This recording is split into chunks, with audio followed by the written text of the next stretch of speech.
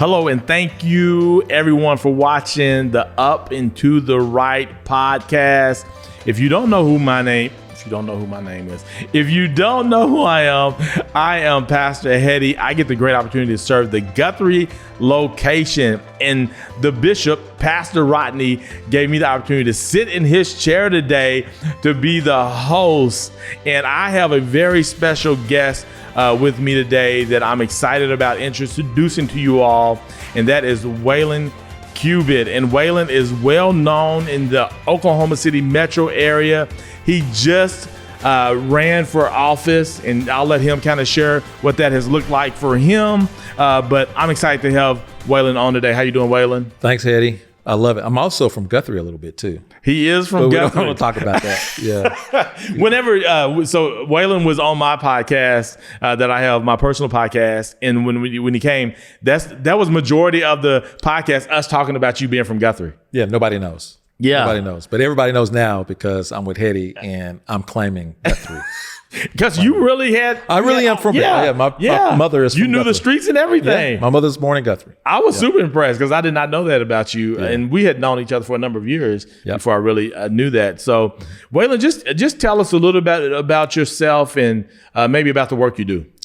Well, first thing, the identifier, people always say, Wayland Cubit, the police officer. Well, that's what I do. Yeah. Right. That's not who I am. So who I am is a child of God. Who I am is husband to Creasy Mae Cubit. Right. Ooh, I called her by her first name. She's Cree. Everybody call her Cree. But my angel, my rib, my honey. And then I'm a father, I'm a neighbor, I'm a son, I'm all of those things. But what people generally know me for is community service agent. At the Oklahoma City Police Department. I work with inner city kids, community outreach type stuff, and I've been doing that for a number of years. And so that's who I am. But at heart, I'm just a mentor. Yeah. I'm a mentor. I love to be mentored. And then what I learn, I love to teach. That's good. That's good. So tell me so you were an officer on the streets. Absolutely. And then you transitioned into doing the community service side. Yeah. How did that work? Because it's super interesting to me, because whenever I've always known you from the community service side, like the mentoring piece. How did that happen? And were you looking to do that more, or did you want to stay on the streets? Well, since I was 12 years old, I wanted to be a police officer. That's on the street, right? That is chasing bad guys, stepping in front of evil and wrongdoers and good people and right doers. That's what I visioned. But God has other plans, right? So I've been mentoring young people since I was 18 years old, and it was just something natural that I was doing. It's kind of what I'm good at, and my gift. My good is that I connect with kids, and my gift is that I can teach them, right? So I was doing that since I was 18, but I also had this profession that I was doing. And so those two worlds intersect, because as you're patrolling and as you're doing law enforcement, you're meeting young people all the time in different states in crisis, and they need help, all kinds of things, bad, good. And so I just found my heart was always reaching out to them on different levels. And that took me to church. That means I was being a youth director at church and mentoring and setting up programs and doing all that kind of stuff at church. And one day that those kids at my church that I was serving on the south side of Oklahoma City at that time said they wanted gangs to stop. They wanted to address other city issues, and they wanted to talk to city leaders. And I said, okay, let's set that up. You ought to be able to talk to them. And so I set up this teen summit. And we got a whole bunch of teens together, and we brought a whole bunch of leaders from our city together. One of them being Chief Bill City at the time.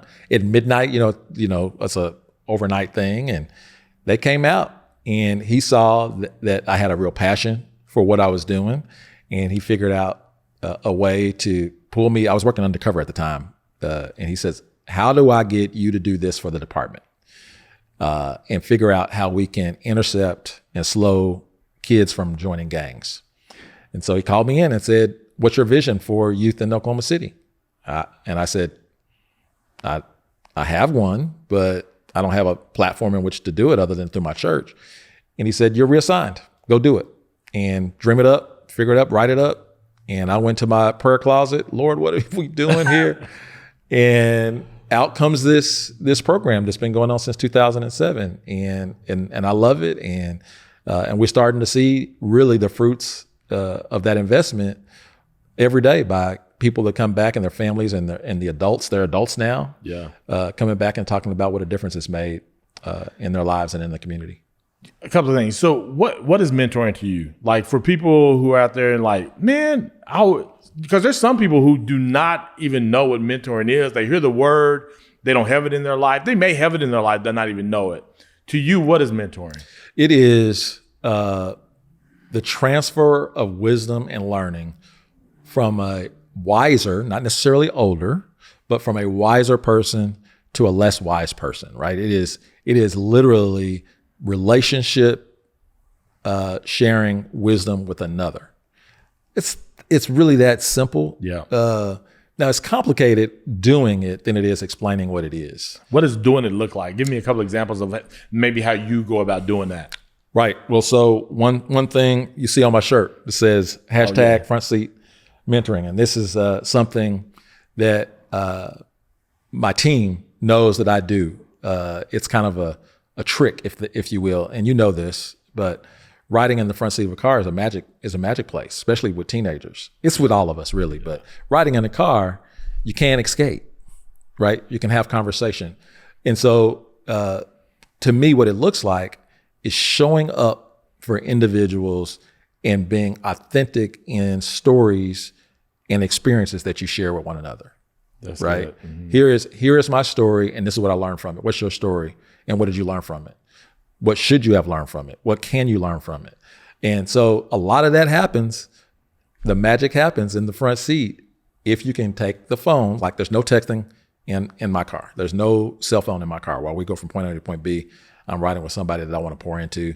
You get the front seat, and neither one of us are going to be on the phone. We can listen to the radio, or we can turn the radio off. We can sit in silence, or we can talk. And without fail, they choose talking. Yeah, that's good. Give me one story of someone that you may have in 2007 or early. Yeah.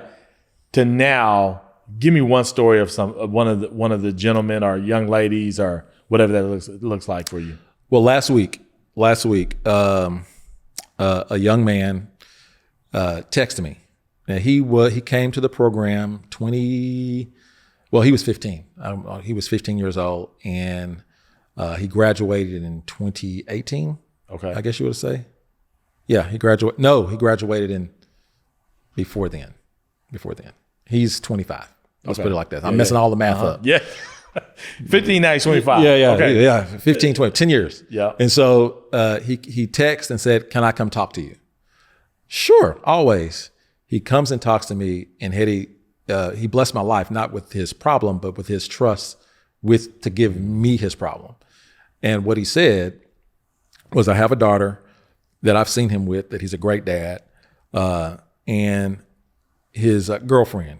And he said, we are having problems. Can we come and sit down and talk to you about our relationship? I'm like, whoa, yes. So we sit down. I share some of my experiences as someone who's been married going on 29 years. But I said, I am not qualified to do it. I want you to go to talk to somebody who is qualified, a marriage therapist. And here's the telephone number. And they're now in marriage counseling with a qualified based on that relationship. Same day, exact same day, another guy that graduated a year after him comes in and says, "Hey, I want to talk to you. I want a little front seat." I said, "Well, you can have some front." That's what he said. "I want a little front seat." I said, "Okay, let's what do you got?" He says, "I'm changing careers. And you helped me find the job I'm at, and I want to let you know I'm leaving it for this reason, and this is what I want to do." And I'm thinking about a food truck. Let me tell you, these are kids, young men now. Yeah. But these were kids that if you would have asked them the first time you meet them what they think about the police, they hated them. Yeah. Hated them. Yeah. Can't do anything with them. And now they're holding up their hands and pointing to me and the badge to say, that guy, that program, that building, that thing that they were doing has made a difference. It has changed the trajectory of my life. Yeah. Right. You know, the first person that I think about when you're telling me this is Jesus, and how Jesus brought his disciples in with him and gave them a front seat of the work that he's getting to do, and how he poured wisdom into them. And then he was able to send them out to go impact the world. Mentoring is like that to me, like discipleship. You come alongside me, I'm gonna try to teach you, and I'm gonna teach you everything that I know, and then I'm gonna send you out and let you go. Right. The cool thing is they can come back around. Like, man, I've moved forward a little bit. I'm out in the world. I'm depositing goodness into the world, and then I hit a bump. Let me go back, and we can do that with Jesus. I can go back anytime and like, Jesus, I'm struggling, and oftentimes maybe, or we all should go back oftentimes every day. But man, I think about mentoring, and that's the first person that I think about. Yeah, listen. This is the thing that these two young men did not have their fathers in their life. Not the whole time I've known them. Did not have them in their life.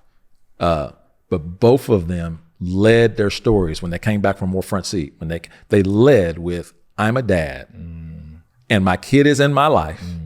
And I want to do it better by changing careers, by fixing my marriage, by whatever it is. And I know that me having my wife around, that me having my kids around has made a difference in the way they do their manhood right now. Yeah. That's good. Yeah. That is so good. You know, and another thing about Wayland is that I remember I got the opportunity to go and sit with about 7 men, like these 35 and up. And when we were all kind of getting ready to leave after having breakfast together, they all started telling stories about Wayland Cubit. Oh, yeah. Because they were like, who else should we have here? And they all said Wayland Cubit, and they all had a story about how you either first came in their life or how you're currently in their life and all this. And so that's pretty I just cool. want to say kudos to you for continuing to be willing to give of your time, your wisdom, in order to invest in others. Because again, I feel like Jesus sending his disciples out, not saying you're Jesus or anything like that, but it's some of the same thing. I'm giving wisdom, and people are going back out into the world and living and navigating life. And so, man, I just want to appreciate you. And I don't even know how long you and I've known each other, but it's been a while. It's been a long time. And but that's pretty cool to know. I like to know those 7 people so I can pay them. Yeah. Send them their checks. Thanks. Yeah. So the last thing, just talk about your family. So you and I were together recently, and you talked about becoming an empty nester, right? Yeah, man. And sending all these kids out of the house. How do you balance? Because oftentimes we have this challenge of balancing home life, our own kids, and then you're out in the world impacting all these other kids. How do you balance that? What does that look like for you? Is there anything that you do different from at the home versus mentoring? I've messed this all up. Okay. So that's a great place to start. Like, I've messed this up pretty bad, right? Yeah. I felt like I was called to do this thing in the world, right? I knew I was. It was just a natural thing. And I thought just being present with my family would check the box, would be good enough. And as you go on, there's a such thing as present but absent. There's a such thing as present but absent. And I am guilty. Wait, say present but absent. I'm here, but I'm absent. I know exactly where that is. Yeah. And I bet you many people that work a lot and that are good at what they do understand that presence but absence. But our kids and our family only feel the absence, not the presence. Right. And so we have to work really, really hard. In the latter part of my career, I've worked really, really hard and intentional about being present and present. Like being there, right? Or making space for my profession, carve out space for my family for us to do it together. So that if I feel like I just have to be involved in the work, that my family is involved in the work with me. Right. And so in the last part of the latter part of my career, that has happened wonderfully. So I am probably not the right one to be asking how I do that. Because I've learned later that I was not doing it well. Yeah. I was not doing it well. Well, that probably would make you the perfect person to ask. You know what I'm saying? Right. Because you went through this season of not doing it well, but now you're acknowledging it and you learn from it. And now you've learned to do it a different way and feel like you've done it much better. Much better. So much better. Again, now you're going to be giving that to people as you mentor them because you have that wisdom, that experience now, which I would say you're even that much better. And so this next part, before we go into this next part of our conversation, this weekend we acknowledge Memorial Day, and we also acknowledge the Tulsa Race Massacre. Yeah. Let's talk about it.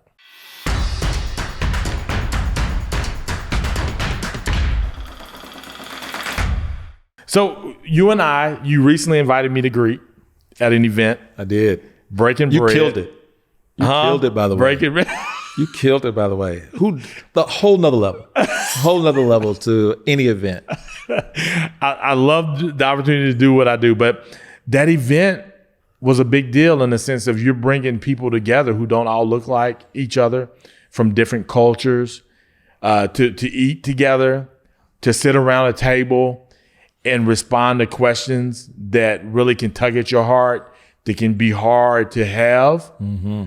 Talk about how the Breaking Bread event came about and what it means to our city.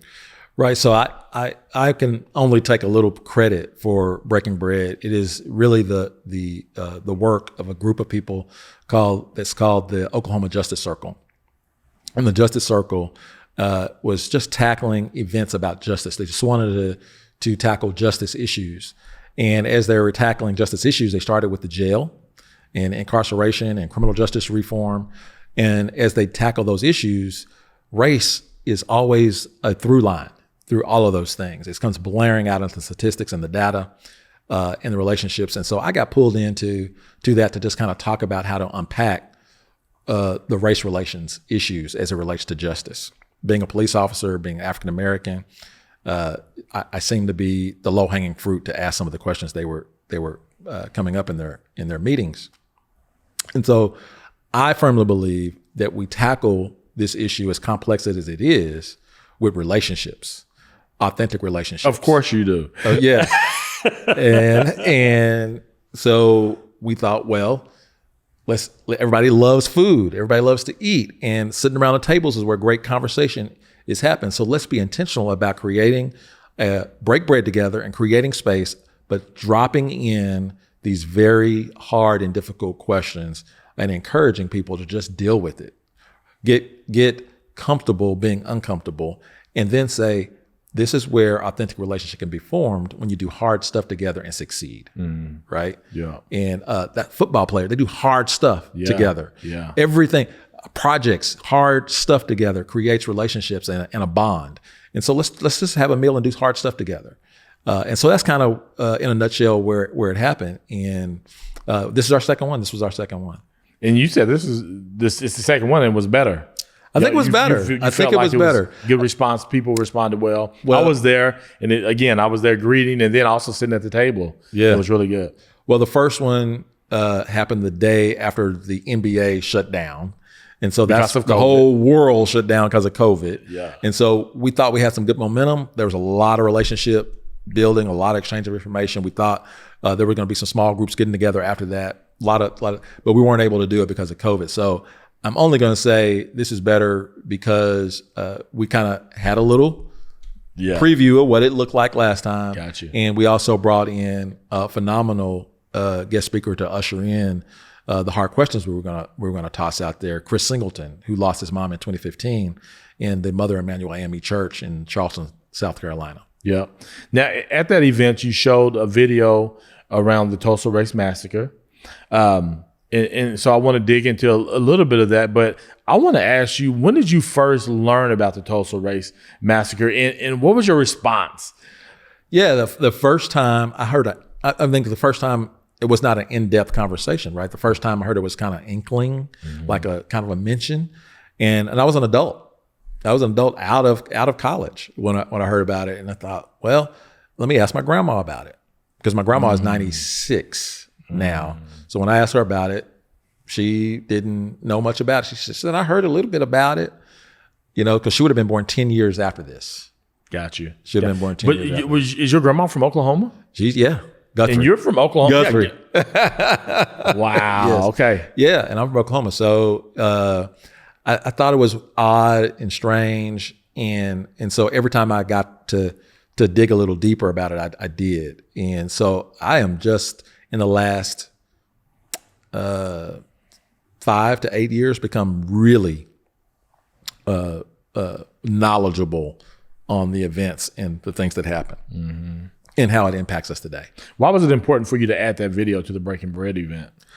Well, because we were coming up on this 100th year anniversary of it, and we wanted people to look at tragedy and the long-lasting impact of tragedy, and we knew that we were going to be talking about a tragedy with our guest speaker, and the long-lasting impact of tragedy, and what he did, Heady, is the shooter that killed his mom and 8 other people. You want to tell a little bit about, just real quick, give the Chris Singleton story. Well, Chris Singleton was a freshman in college when his mother went in to pray on a Wednesday night, and a young white male by the name of Dylan Roof walks in during prayer service with the intention of starting a race war and begins shooting people in the church, killing 9 of them.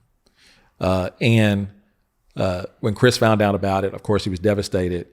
But the very next day on the TV, on news, he forgave his mother's killer, not less than 24 hours later.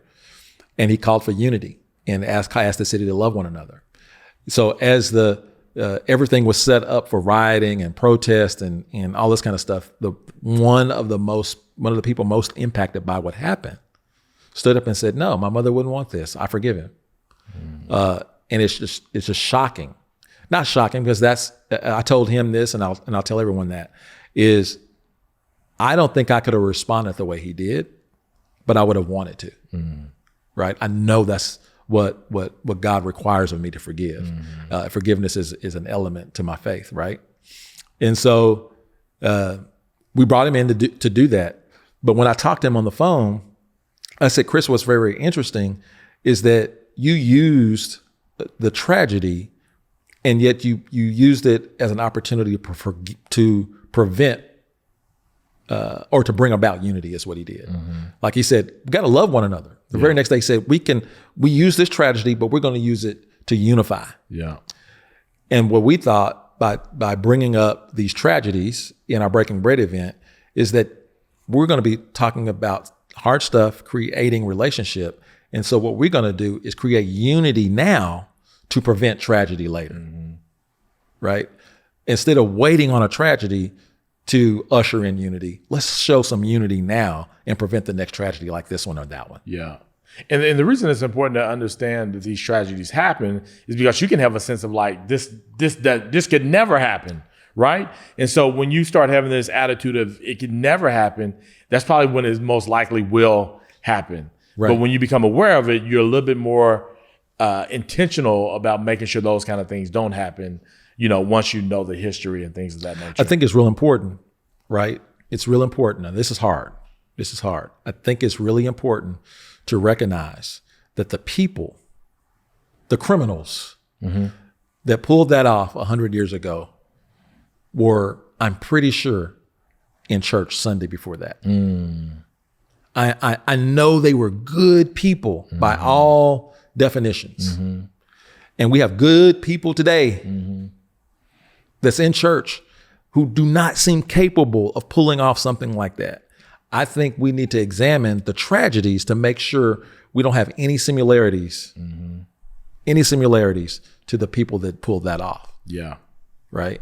I know it's hard to kind of wrap around our brain, but we would have classified them as good people. Yeah.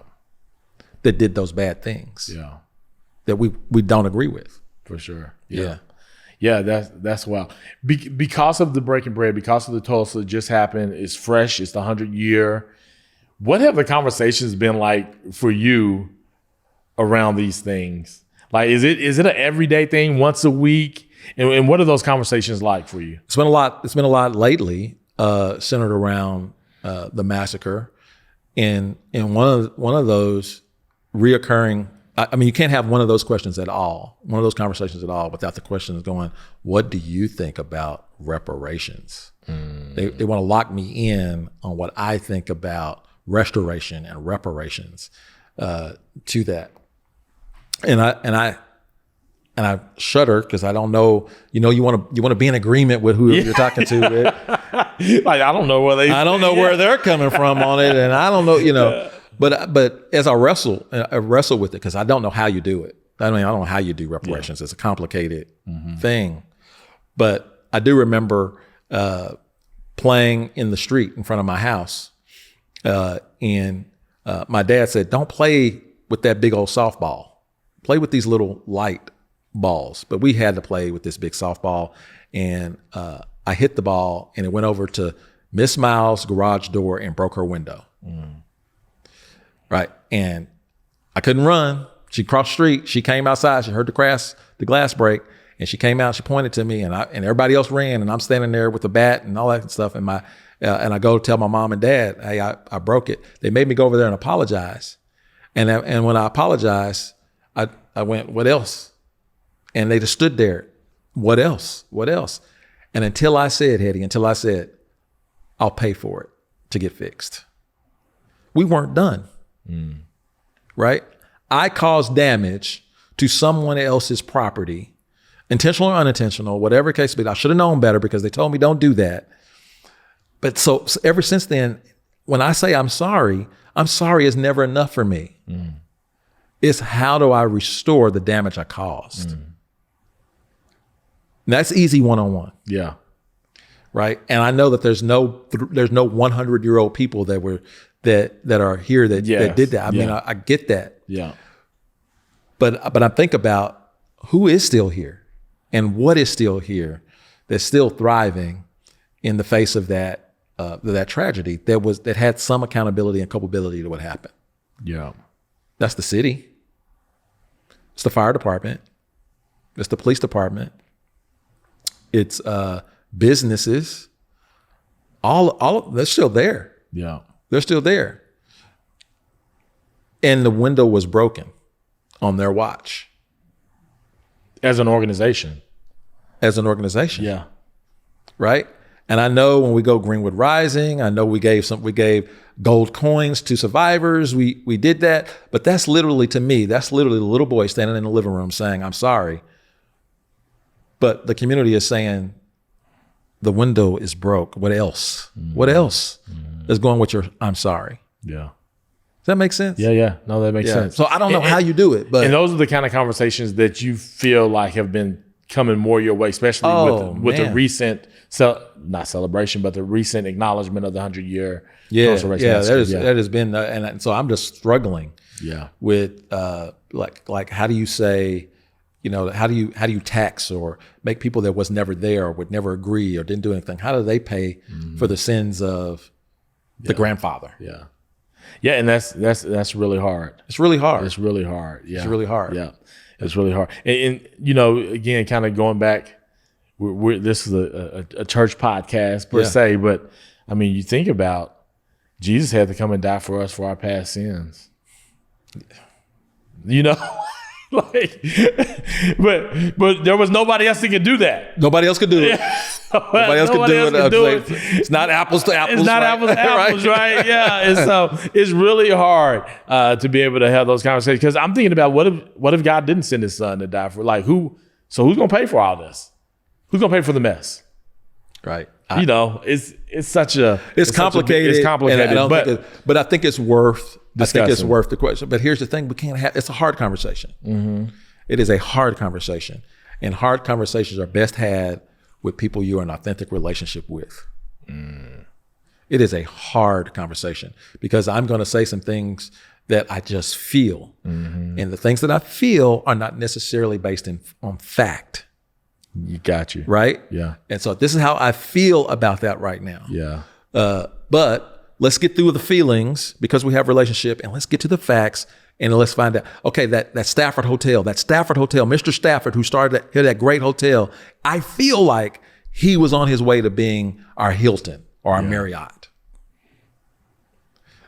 Now, the fact is, okay, he might have been a bad businessman and never made it. But we don't know. The opportunity was not, the opportunity was taken, right? So how do you pay for that? Well, how do you put a dollar amount on that? Yeah. So we got to have heart. That's hard. Yeah. It's crazy hard.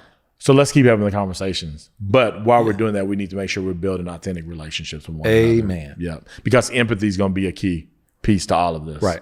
Yeah. Right. Yeah. That's good. Now, you're an officer. I am. And we just talked about officers being a part of when the Tulsa Race Massacre happened, right? Yeah. Officers were there. When you start thinking about your role now in that situation, what are your thoughts? What do you think that should look like today as far as, oh man, if you can share, whatever you can share. Yeah. So obviously I love law enforcement, and I love what we can do in the position of authority that we're in. When you look back 100 years ago, and the facts, looking at the facts are, not only did the police department fail to protect a whole community of people, they participated in the criminal acts. And there was nobody held accountable for it. Those in the police department, those in there was deputized and other community members, nobody was held accountable for it. And we are in the day of accountability. That whole Derek Chauvin trial was all about accountability. That this whole criminal justice reform and policing reform is all about accountability and holding. Okay, so that didn't happen. And so that alone, right, is part of the distrust that people have from our profession. Is that's the big, they don't hold each other accountable. And so I feel like law enforcement as a profession needs to look at Tulsa and other massacres. Like if you look at the map and do the research, this was not an isolated incident.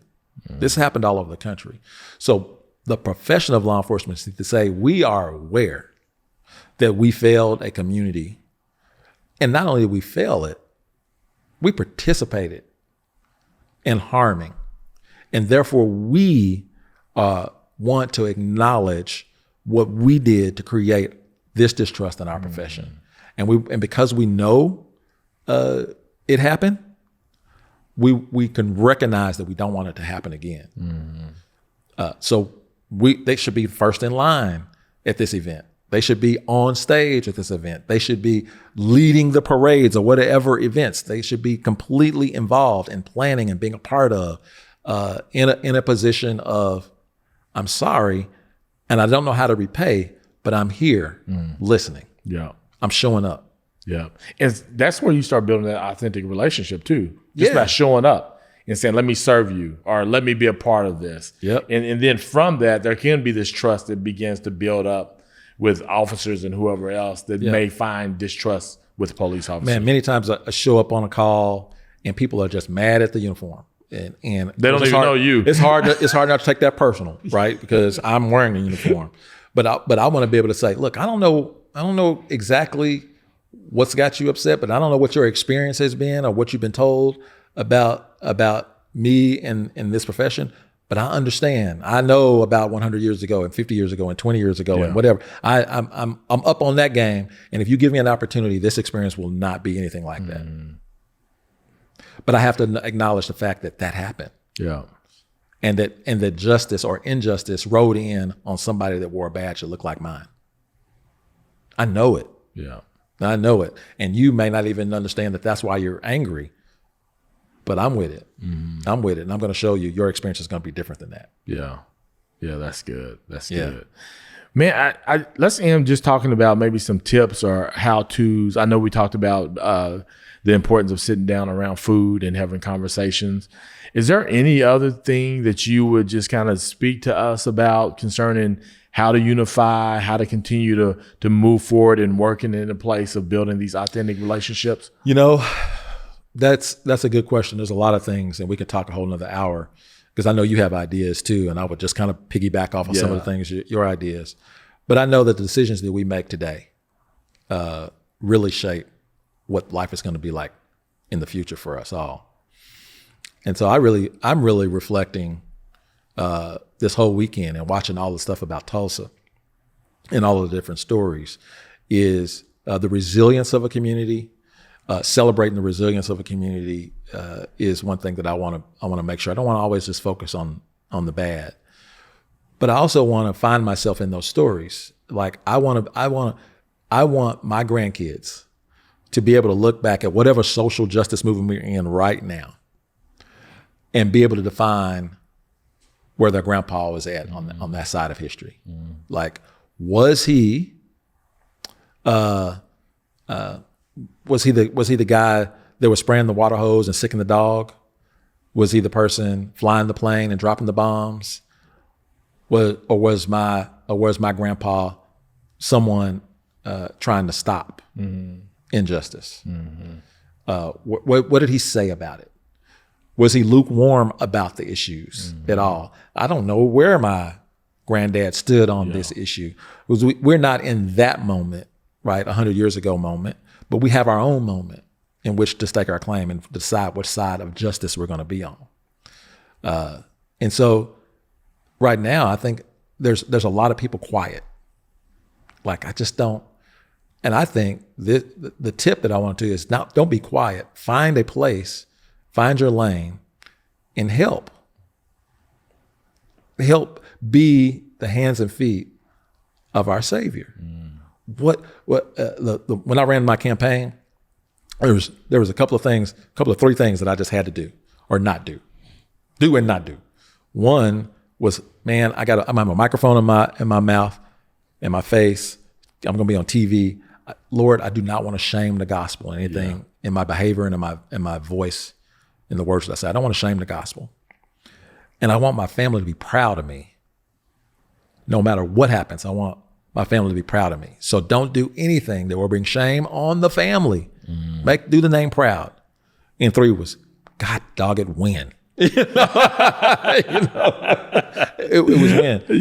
And so that's really the tip is, what actions are you going to be doing right now? Is the action you're doing right now, is it shaming the gospel? Is the gospel proud that you're doing what you're doing right now? As it relates to justice and serving one another and being a neighbor and acknowledging, being a good neighbor.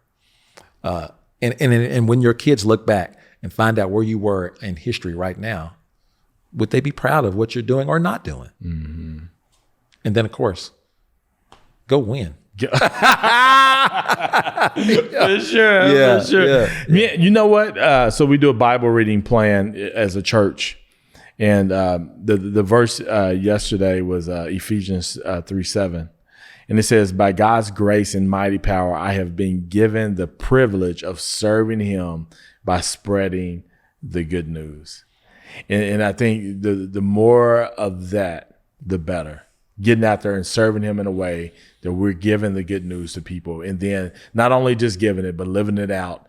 And part of living it out is loving your neighbor as you would love yourself. And the Bible also says that the world will know us as believers by our love for one another. And that one another, I don't think is people who all look the same. It's a lot of different people in that. And I think that's the reason the world would be like, do you see how they're loving each other? And they're not even from the same hood, Right. They're not even from the same culture, they're not black, they're not all black. They're looking different ethnicity wise and everything. Yeah. And so thank you, man. I thought that was a great way to end. Just thinking about that verse. Man, it was a great way to end. And I let me just say in closing, Heady, we're going to be okay. Yeah. We are okay. It seems stressful. It seems tough, but we're going to be okay. Yeah. We have hope. I always tell people the story's greater when you work through the challenges. Yeah. So we just got a great story coming ahead. Great story. So great story. Thank you all so much again for joining us for Up and to the Right. Wayland, thank you so much for spending time with us. Make sure you share this. And by sharing it, you can also just copy the link and text it to people. You don't have to just share it on social media. You can actually grab that link and start sharing it with people through simply texting people with your cell phone. So once again, thank you and enjoy.